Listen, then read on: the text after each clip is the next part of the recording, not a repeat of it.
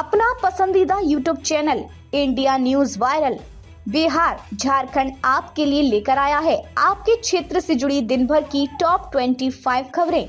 Top 25 8 PM खबरों की शुरुआत करने से पहले यदि आपने हमारे चैनल को सब्सक्राइब नहीं किया है तो आज ही सब्सक्राइब करें और बेल आइकन दबाना ना भूलें। तो चलिए शुरू करते हैं खबरों का सिलसिला। भारत में रेलवे सफर के लिए सस्ता और सबसे बेहतर साधन माना जाता है, जिसमें अमीर गरीब हर तबके के लोग सफर करते हैं। देश की अर्थव्यवस्था की लाइफलाइन कही जाने वाली रेलवे में अब सफर करना अब महंगा हो सकता है। दुनिया के चौथे सबसे बड़े रेल नेटवर्क में यात्री किराए में बढ़ोतरी की तैयारी है। दरअसल पिछले हफ्ते लोकसभा में संसदीय स्थायी समिति ने मंत्रालय में अपनी रिपोर्ट पेश की थी, जिसमें उन्होंने विभिन्न ट्रेनों में अपने यात्री किराए की समीक्षा करने को कहा। बीजेपी सांसद CM रमेश की अध्यक्षता वाली कमेटी ने 2024 से 2025 के लिए बजट अनुमानों पर गौर किया, जिसमें माल ढुलाई से 1.8 लाख करोड़ रुपए की तुलना में यात्री राजस्व 80,000 करोड़ रुपए होने का अनुमान लगाया गया है। दिल्ली में राउज एवेन्यू कोर्ट ने सोमवार को पूर्व मंत्री और आम आदमी पार्टी के नेता सतेंद्र जैन द्वारा दायर मानहानि मामले में भारतीय जनता पार्टी भाजपा सांसद बांसुरी स्वराज को नोटिस जारी किया। दिल्ली की मुख्यमंत्री आतिशी ने सोमवार 16 दिसंबर को प्रेस कॉन्फ्रेंस कर भारतीय जनता पार्टी पर जमकर निशाना साधा। आतिशी ने कहा कि बीजेपी दिल्ली में झुग्गी झोंपड़ियों वाले के खिलाफ षड्यंत्र रच रही है। दिल्ली विधानसभा चुनाव में समाजवादी पार्टी उम्मीदवार नहीं उतारेगी। सपा अध्यक्ष अखिलेश यादव ने दिल्ली में आपको बिना शर्त समर्थन देने की बात कही है। आम आदमी पार्टी सभी 70 सीटों पर अपने उम्मीदवार घोषित कर चुकी है। आपके राष्ट्रीय संयोजक और पूर्व मुख्यमंत्री अरविंद केजरीवाल एक बार फिर नई दिल्ली से चुनावी मैदान में हैं। दिल्ली की मौजूदा मुख्यमंत्री आतिशी कालकाजी सीट से चुनाव लड़ रही हैं। तबला वादक जाकिर हुसैन का निधन हो गया है। उन्होंने अमेरिका के सैन फ्रांसिस्को के एक अस्पताल में अपनी अंतिम सांस ली। यहां उनका इलाज चल रहा है। उनके परिवार ने सोमवार को उनके निधन की पुष्टि की। संगीतकार पिछले 2 हफ्ते से गंभीर स्वास्थ्य समस्याओं के कारण अस्पताल में भर्ती थे। झारखंड JPSC GCL परीक्षा रद्द करने की मांग को लेकर सोमवार को राजधानी रांची में एक बड़ा आंदोलन हुआ। झारखंड कर्मचारी चयन आयोग कार्यालय के बाहर छात्रों और आंदोलनकारियों ने अपनी आवाज बुलंद की। प्रदर्शन का नेतृत्व झारखंड लोकतांत्रिक क्रांतिकारी मोर्चा के नेता देवेंद्र नाथ महतो कर रहे थे। सुबह से ही छात्र और आंदोलनकारी नाकुम JSSC कार्यालय के पास इकट्ठा होने लगे। भारी पुलिस बल की तैनाती के बावजूद प्रदर्शनकारी नारेबाजी और धरना देने पर अड़े रहे। हालात तब बिगड़े जब प्रदर्शनकारियों ने आयोग के मुख्य द्वार तक घुसने की कोशिश की। इसके बाद पुलिस ने प्रदर्शनकारियों पर लाठीचार्ज कर दिया। मीडिया रिपोर्ट्स के अनुसार JLKM छात्र नेता देवेंद्र नाथ महतो को पुलिस ने बुरी तरह से लाठियों से पीटा। चोटिल अवस्था में ही उन्हें पुलिस ने हिरासत में ले लिया। गिरफ्तारी के दौरान महतो को विरोध स्वरूप डगमगाते हुए चलते देखा गया, जिससे आंदोलनकारी पुलिस की जाति बता रहे हैं। बढ़ सकती है JLKM सुप्रीमो जयराम महतो की मुश्किलें। राज्य निर्वाचन आयुक्त के रवि कुमार ने बोकारो DC को पत्र लिखकर JLKM को चुनाव में विदेशी फंडिंग होने की जांच का जिम्मा सौंपा है। पश्चिम बंगाल निवासी राहुल बनर्जी ने निर्वाचन आयोग को ईमेल के जरिए जयराम की पार्टी JLKM पर विदेशी फंडिंग के जरिए चुनाव लड़ने का आरोप लगाते हुए प्रमाण भी उपलब्ध कराए हैं। आपको बता दें कि हाल ही में संपन्न हुए झारखंड विधानसभा चुनाव में जयराम महतो डुमरी से विधायक चुने गए हैं। विधायक बनने के साथ से ही जयराम महतो अरगनल बयानबाजी को लेकर सुर्खियों में है। शांतिपूर्ण तरीके से विधानसभा चुनाव संपन्न होने पर सोमवार को सरायकेला पुलिस केंद्र में पुलिस सम्मान समारोह का आयोजन किया गया, जिसमें SP मुकेश कुमार लोनायत, प्रशिक्षु IAS आशीष अग्रवाल, दोनों STPO सहित तमाम पुलिस पदाधिकारी मौजूद रहे। जहां चुनाव के दौरान उत्कृष्ट कार्य करने वाले पुलिस पदाधिकारी एवं कर्मियों को सम्मानित किया गया। स्वच्छता सर्वेक्षण को लेकर मानगो नगर निगम ने एक्शन शुरू कर दिया है। सोमवार को मानगो बाजार में प्लास्टिक के खिलाफ नगर निगम की ओर से अभियान चलाया गया। इस दौरान निगम की टीम ने दुकानदारों से पॉलिथीन का प्रयोग न करने की अपील की। साथ ही दुकानदारों द्वारा यूज किए जा रहे पॉलिथीन को जब्त कर चेतावनी देकर छोड़ दिया गया। इधर नगर निगम की औचक छापेमारी से दुकानदारों में हड़कंप मच गया। जमशेदपुर के सीताराम डेरा थाना अंतर्गत के एग्रीको रोड नंबर 3 स्थित तड़ी पार अपराधी सलमान के घर रविवार तड़के 4 बजे के आसपास अज्ञात बदमाशों द्वारा अंधाधुंध फायरिंग की गई। वैसे इसमें किसी के हताहत होने की सूचना नहीं है। हालांकि घर की दीवार में 3 जगहों पर गोली के निशान मिले हैं और एक गोली खिड़की के कांच को भेदते हुए अंदर घुसी है। मौके से पुलिस ने 3 खोखा और एक प्लेट भी बरामद किया है। सूचना मिलते ही पुलिस मौके पर पहुंची और मामले की जांच में जुटी है। फिलहाल पुलिस इस घटना के पीछे के कारणों का पता लगाने का प्रयास कर रही है।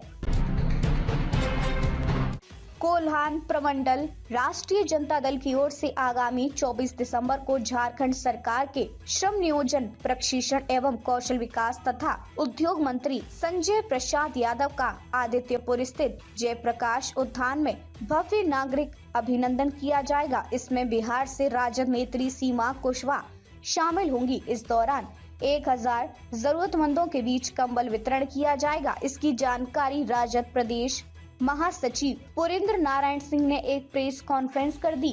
मौके पर राजद नेता अर्जुन प्रसाद यादव, देव प्रकाश SN यादव, अवधेश कुमार, विनोद जायसवाल, मिथिलेश झा आदि मौजूद रहे।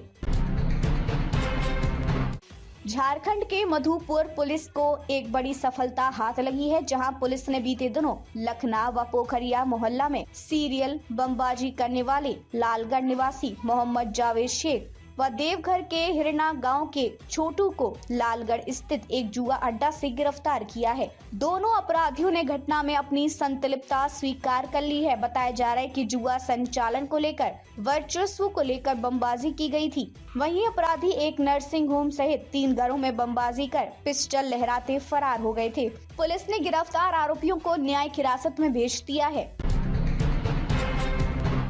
जमशेदपुर के गोपाल मैदान में सोमवार से नेशनल आर्चरी चैंपियनशिप की शुरुआत हो गई है।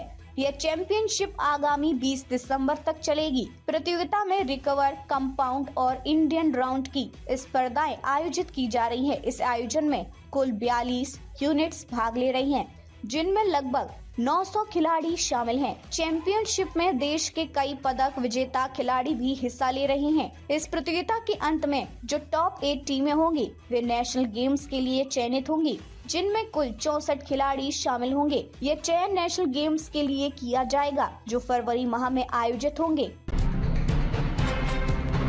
खरसावां जिले के कपाली नगर परिषद क्षेत्र के डेमडुब्बी मदरसा के समीप कपाली नगर परिषद द्वारा लगाए जा रहे 10 हाई मास्ट लाइट का विधायक सविता महतो ने सोमवार को विधिवत रूप से शिलान्यास किया। विधायक सविता महतो ने कहा कि कपाली क्षेत्र में कुल 10 जगह पर हाई मास्ट लाइट लगाए जाएंगे, जिसकी कुल लागत लगभग 55 लाख रुपए होगी। इसके लिए जगह चिन्हित कर लिया गया है। 2 दिन पूर्व सरायकेला जिले के कमरिया प्रखंड के यशपुर पंचायत की मुखिया पार्वती सरदार के पति और जिला पारा शिक्षक संघ के अध्यक्ष सोनू सरदार की हत्या के बाद पुलिस ने अब तक अपराधियों को गिरफ्तार नहीं किया। हालांकि दावा किया जा रहा है कि पुलिस ने हत्या की गुत्थी सुलझा ली है। इधर सोमवार को सूबे के पूर्व मुख्यमंत्री सह स्थानीय विधायक चंपाबाई सोरेन ने पीड़ित परिवार से मुलाकात कर घटना की जानकारी ली और घटना पर अपनी संवेदना जताई। वहीं पूर्व मुख्यमंत्री ने अविलंब मामले का खुलासा करने की मांग की है। बता दें कि 2 दिन पूर्व सोनू सरदार की एक समारोह से लौटने के क्रम में हत्या कर दी गई थी। बिहार के नेता प्रतिपक्ष तेजस्वी यादव कार्यकर्ता दर्शन सह संवाद यात्रा के चौथे चरण के तहत सोमवार को सहरसा पहुंचे। तेजस्वी ने सहरसा में मीडिया कर्मियों से बातचीत के दौरान सीएम नीतीश की यात्रा पर एक बार फिर हमला बोला है। उन्होंने सीएम नीतीश को खर्चीला सीएम बताया है। तेजस्वी ने कहा कि सीएम नीतीश की यात्रा महिला संवाद यात्रा नहीं बल्कि अधिकारियों को लूट की छूट की यात्रा है। तेजस्वी यादव ने कहा कि सीएम नीतीश को जनता से संवाद करने में 2 अरब 25 करोड़ 75 लाख रुपए लग रहे हैं। अभी तक कौन ऐसा मुख्यमंत्री है जिसको अपने ही जनता से बात करने के लिए मिलने के लिए कितने पैसे लग रहे हैं। कहते हैं कि बिहार एक गरीब राज्य है, तो गरीब राज्य के मुख्यमंत्री को 15 दिन की यात्रा करने के लिए 2 अरब 25 करोड़ 78 लाख रुपए लग रहे हैं। इतने पैसों में तो कितने लोगों की परेशानी दूर हो जाएगी, कई लोगों के काम पूरे हो जाएंगे, क्या क्या नहीं बन जाएगा, लोगों की समस्याएं दूर हो जाएंगी। बिहार में जमीन की रजिस्ट्री की प्रक्रिया में बड़ा बदलाव आने वाला है। 17 दिसंबर से राज्य के सभी जिला निबंधन कार्यालयों में ई रजिस्ट्री सिस्टम लागू हो जाएगा। इस नई व्यवस्था से जमीन की रजिस्ट्री की प्रक्रिया पूरी तरह ऑनलाइन हो जाएगी और इसमें पारदर्शिता आएगी। बता दें कि मुजफ्फरपुर में अवर निबंधन कार्यालय, पारू, मोतीपुर, कटरा और सकरा में पहले से यह सिस्टम लागू है। ई रजिस्ट्री सिस्टम के तहत जमीन की खरीद बिक्री से जुड़े सभी काम ऑनलाइन किए जाएंगे। आवेदक को अब निबंधन कार्यालय के चक्कर काटने की जरूरत नहीं होगी। वह घर बैठे ही ऑनलाइन आवेदन कर सकता है और अपनी जमीन की रजिस्ट्री करवा सकता है। बिहार के भागलपुर जिला मुख्यालय से करीब 40 किलोमीटर की दूरी पर स्थित सनहौला प्रखंड के पोठिया गांव के ग्रामीणों ने श्रमदान कर गांव के अंदर प्रवेश करने का रास्ता बना लिया है। इसमें युवा रितेश शांडले की बड़ी भूमिका रही है। रितेश की पहल पर ग्रामीणों ने आपसी चंदा कर गांव के भीतर प्रवेश करने का मार्ग बनाने का काम शुरू किया, जो अब मूर्त रूप ले चुका है। जल्द ही इस सड़क से ग्रामीण आवागमन कर सकेंगे, जो इलाके में चर्चा का विषय बना हुआ है। बीपीएससी ने पटना के बापू परीक्षा भवन में 13 दिसंबर को हुई 70वीं प्रारंभिक परीक्षा रद्द कर दी है। 13 दिसंबर को हुई परीक्षा में बापू परीक्षा भवन में अभ्यर्थियों ने हंगामा किया था। हंगामे के कई वीडियो भी सामने आए थे।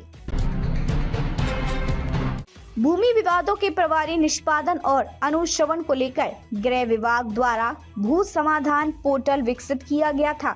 इस पर आवेदन करने पर प्रत्येक शनिवार और थानों पर सीओ और थानाध्यक्ष की होने वाली संयुक्त बैठक में सुनवाई कर निष्पादन किया जाता है। साइबर ठगों के नेटवर्क को तोड़ना तो दूर, ठगी की रकम किस गिरोह तक पहुंच रही है, इसकी पहचान करना भी मुश्किल हो गया है। पुलिस पी मोबाइल का IMEI और सिम कार्ड को बंद कराने के साथ एक बैंक खाते से दूसरे खाते में ट्रांसफर धनराशि को ब्लॉक कराने में उलझी होती है। जैसे ही पता चलता है कि ठगी में म्यूल खाते का इस्तेमाल हुआ है, जांच वहीं उलझ जा रही है। किसानों को आलान पर सब्जियां उगाने के लिए उद्यान विभाग ने नई योजना की शुरुआत की है। इसके लिए विभाग किसानों की मदद भी करने जा रहा है। आलान पर सब्जियां उगाने वाले किसानों को 80% तक अनुदान मिलेगा। पैर में चप्पल नहीं है, कोई बात नहीं, परंतु हर छात्र के हाथ में कोई ना कोई किताब होनी चाहिए। अच्छी किताबों को जीवन में विशेष महत्व है। जीवन में आगे बढ़ने के लिए किताबों को पढ़ना बहुत जरूरी है। किताबों को पढ़े बिना आपका जीवन अधूरा रह जाएगा। प्रशांत किशोर ने कहा कि बीजेपी का फोकस केंद्र सरकार है, इसलिए नीतीश कुमार को कुर्सी पर बनाए रखना भाजपा की मजबूरी है। अगर भाजपा दिल्ली में अपनी सरकार बचाना चाहती है। बिहार लोक सेवा आयोग ने पटना के कुमार स्थित बापू भवन एग्जाम सेंटर पर हुई परीक्षा को रद्द कर दिया गया है। आयोग के चेयरमैन रवि मनुभाई परमार ने इसका ऐलान किया। पटना में प्रेस कॉन्फ्रेंस कर उन्होंने कहा कि इस सेंटर पर परीक्षा में बैठे छात्र छात्राओं को फिर से मौका दिया जाएगा। आज के लिए बस इतना ही। कल फिर हम हाजिर होंगे आपके क्षेत्र के टॉप 25 खबरों के साथ ठीक रात के 8 बजे। तब तक बने रहिए हमारे साथ। अपने सुझाव और प्रतिक्रिया कमेंट बॉक्स में जरूर दें।